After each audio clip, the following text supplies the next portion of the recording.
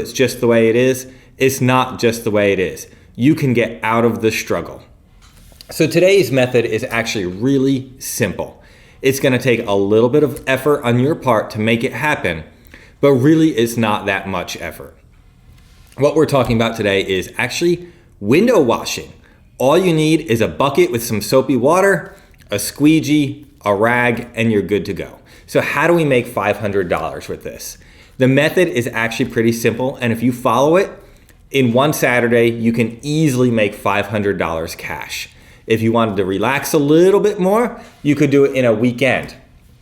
And if you keep it going, that's easily $2,000 a month in extra money that you could be making. And it can also be recurring because the people that you work with want their windows cleaned all the time.